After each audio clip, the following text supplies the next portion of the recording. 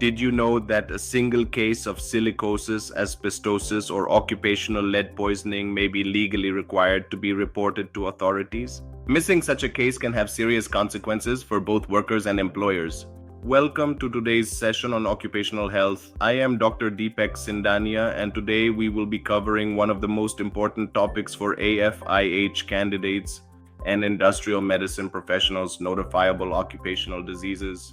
By definition, an occupational disease is an illness that arises out of or in the course of employment, caused by a pathological adaptation of the patient to their working environment.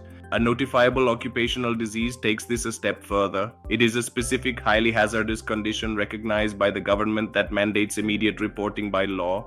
Recognizing just one case is considered a sentinel health event. It acts as a massive red flag, warning us that the workplace environment is compromised and that other workers are at imminent risk.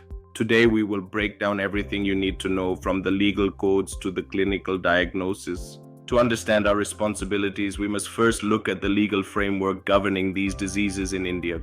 Historically, the Factories Act of 1948 was the gold standard. Under Section 89 of this Act, a specific list of occupational diseases was placed in the third schedule, which currently includes 29 conditions. Today, these regulations have been absorbed and updated by the Occupational Safety, Health and Working Conditions Code of 2020. Under Section 12 of this new code, the legal obligation is crystal clear. If a worker contracts any disease specified in the third schedule, the employer must send a notice to the authorities.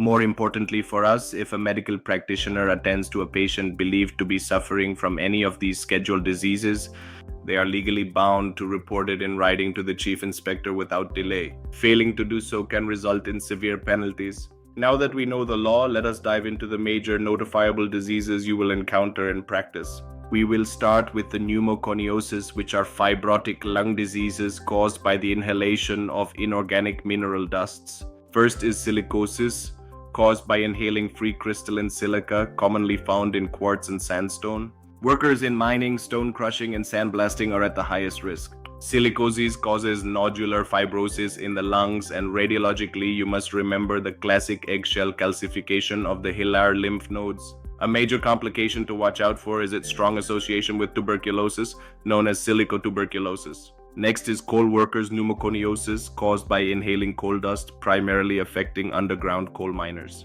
It starts with the coal macule and focal emphysema. A highly tested concept here is Kaplan's syndrome, which is the combination of coal workers' pneumoconiosis and rheumatoid arthritis, presenting with rapidly cavitating lung nodules. Another critical pneumoconiosis is asbestosis, caused by the inhalation of asbestos fibers. This condition is typically seen in workers involved in construction, insulation, and shipbuilding. Unlike the nodular fibrosis of silicosis, asbestosis causes diffuse interstitial fibrosis, mostly in the lower lung lobes. On a chest radiograph, you will often see bilateral pleural plaques, which are a hallmark of asbestos exposure, along with a restrictive ventilatory defect on pulmonary function tests. In advanced cases, the disease progresses to severe respiratory insufficiency and cor pulmonale. Furthermore, asbestos exposure carries a massive risk of malignancies, including bronchogenic carcinoma and malignant mesothelioma, which we will discuss in our section on occupational cancers. Moving from respiratory dust to toxic metals, lead poisoning remains one of the most common and historically significant occupational poisonings. Exposure happens primarily through the inhalation of lead fumes or ingestion of lead dust, commonly seen in lead-acid battery manufacturing and smelting industries. Inorganic lead disrupts the body's ability to synthesize hemoglobin by inhibiting crucial enzymes, leading to anemia. Clinically, a patient might present with severe abdominal colic, constipation, and extreme fatigue. On physical examination, poor oral hygiene might reveal a blue line on the gums known as the Burtonian line. It can also cause peripheral motor neuropathy, famously presenting as wrist drop. For biological monitoring, measuring the blood lead level is the gold standard, alongside elevated zinc protoporphyrin and urinary delta-aminolevulinic acid. Next, we must discuss a highly toxic organic chemical, benzene. Benzene is a volatile, clear liquid widely used as a solvent in the rubber, shoe, and petrochemical industries. The primary route of entry is inhalation. While acute exposure acts as a narcotic on the central nervous system, it is the chronic exposure that we worry about most. Benzene is a confirmed human carcinogen that specifically targets the blood-forming tissues in the bone marrow. Chronic toxicity initially presents as a decrease in red and white blood cells, leading to aplastic anemia. More insidiously, a latent period of 5 to 20 years can eventually result in acute myeloid leukemia. For biological monitoring, measuring benzene metabolites in the urine such as transmuconic acid and S-phenylmercapturic acid at the end of a worker's shift is highly effective. Let us shift our focus back to the respiratory system, specifically occupational asthma. This is an episodic disease characterized by reversible airway obstruction triggered by substances inhaled at the workplace. It is rapidly becoming the most common occupational lung disease. The triggers are divided into high molecular weight allergens like flour and wood dust, which cause a true allergic reaction, and low molecular weight chemicals like isocyanates, which act as powerful sensitizers. The hallmark clinical clue is the timing of the symptoms. A worker will typically complain of chest tightness, wheezing, and coughing that worsens during the work week and miraculously improves on weekends or during holidays. Diagnosis relies heavily on a detailed occupational history and serial peak expiratory flow measurements at work and at home. Not all occupational hazards are chemical or biological. Physical hazards are just as prominent. Noise-induced hearing loss is a permanent, irreversible sensory neural hearing loss caused by prolonged exposure to hazardous noise levels, typically above 85 decibels. It damages the hair cells in the organ of Corti within the inner ear. Early on, the worker might complain of difficulty understanding speech in a crowded room, or a constant ringing in the ears known as tinnitus. The diagnosis is strongly supported by pure tone audiometry. The classic exam favorite finding on an audiogram is a sharp dip or notch at the 4000 Hz frequency. Because this type of deafness is entirely untreatable once it occurs, our entire medical strategy revolves around prevention through noise control and personal hearing protection.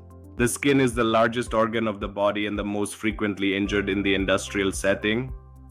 Occupational dermatitis accounts for a massive portion of all industrial illnesses. It is an inflammatory skin condition caused by contact with workplace substances, and it is divided into two main types.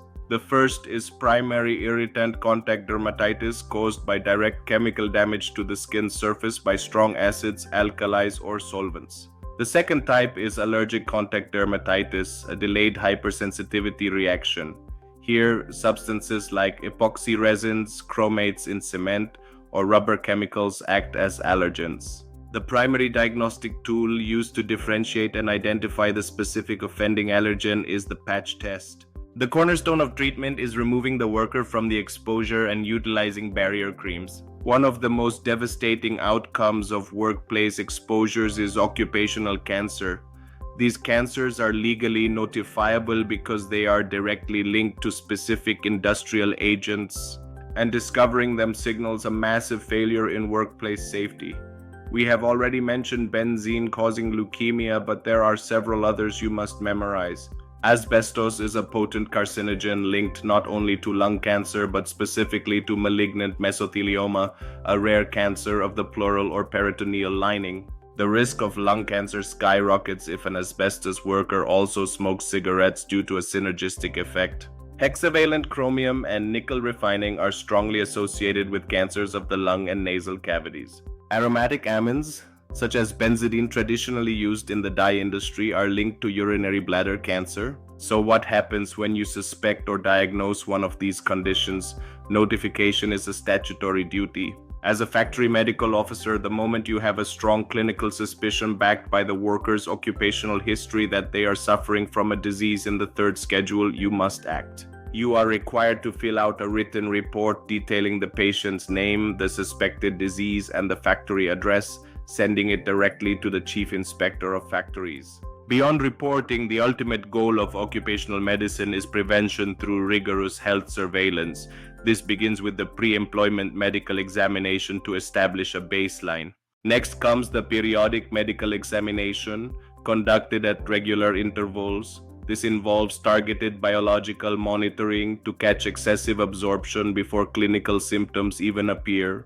For those of you preparing for the Associate Fellow of Industrial Health exams, let us consolidate this into high-yield rapid-fire points. Point 1. The classic radiological sign for silicosis is eggshell calcification of hilar lymph nodes. Point 2. Kaplan's syndrome is co-workers' pneumoconiosis combined with rheumatoid arthritis. Point 3. The characteristic audiogram finding in noise-induced hearing loss is a notch at 4000 Hz. Point 4. Asbestos exposure is uniquely linked to malignant mesothelioma and pleural plaques. Point 5. Benzene targets the bone marrow, causing aplastic anemia and acute myeloid leukemia. Point 6. The Burtonian blue line on the gums and wrist drop are classic signs of inorganic lead poisoning. Point 7. Byssinosis is an asthma-like condition caused by cotton dust, famous for Monday morning fever where chest tightness is worst on the first day back to work. Let us apply this knowledge with a few quick case discussions. Case 1. A 55-year-old male presents with worsening shortness of breath. He has worked for 20 years in a sandblasting facility. His chest X-ray shows small rounded opacities in the upper lobes and calcified hilar lymph nodes. The diagnosis is chronic silicosis. Case 2. A 60-year-old retired shipyard worker presents with severe chest pain and a massive unilateral pleural effusion. He spent decades installing pipe insulation. A biopsy reveals a malignant tumor of the pleura. The diagnosis is malignant mesothelioma due to asbestos exposure. Case 3. A 30-year-old worker in a polyurethane foam plant complains of wheezing and a tight chest that starts on Tuesday afternoons, gets worse by Friday, but completely disappears over the weekend. The diagnosis is occupational asthma triggered by isocyanate exposure. To summarize, notifiable occupational diseases represent the most severe legally recognized hazards in the industrial environment. From the fibrotic scarring of silicosis to the silent cellular damage of benzene and lead, these diseases are largely irreversible but entirely preventable. As occupational health professionals, our vigilant practice of pre-employment screening, continuous biological monitoring, and strict adherence to legal notification protocols are the ultimate shield protecting the workforce. By recognizing the early signs and taking immediate action, we not only save the individual worker but potentially hundreds of their colleagues. Keep studying the third schedule, understand the pathophysiology of these exposures, and always prioritize prevention. If you found this video useful, please like, share, and subscribe for more occupational health and industrial medicine content.